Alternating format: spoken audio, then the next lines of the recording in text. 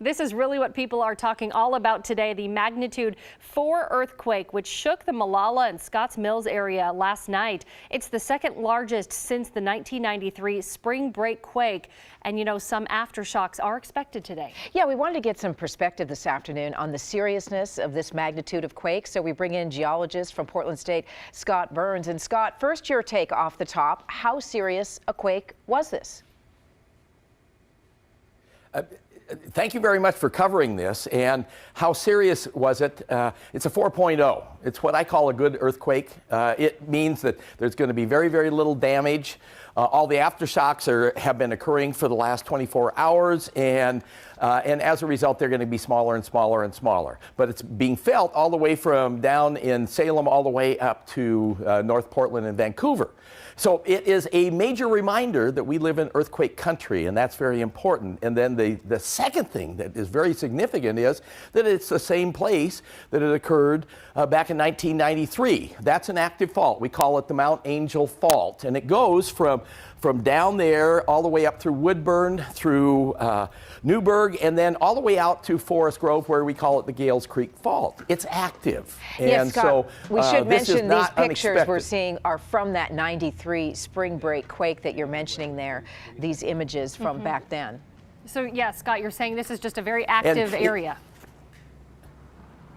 It is. But that one quake changed our complete thinking in Oregon about earthquakes. Before that time, we did not think that we were earthquake country.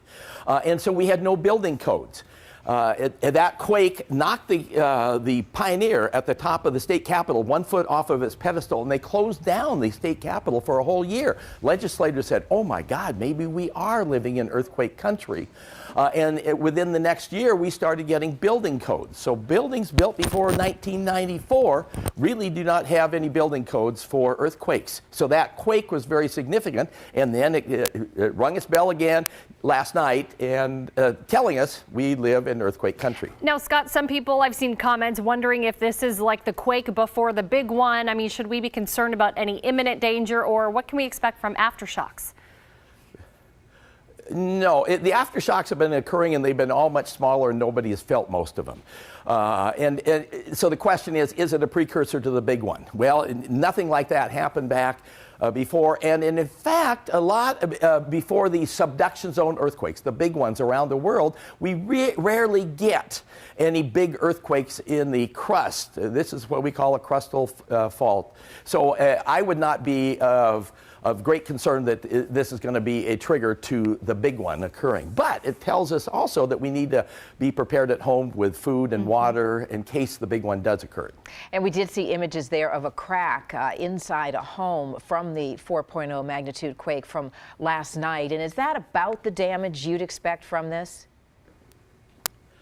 Exactly. Very, very little damage. The rule of thumb that we normally use is about 5.5. Once the magnitude gets up there, then we start getting a lot of damage. 1993, we had $25 million worth of damage. That was a 5.6 earthquake that occurred in the same place. And so a lot more damage then. Very little this time. Scott Burns, geologist at Portland State, thanks so much for taking time to give us some perspective this afternoon.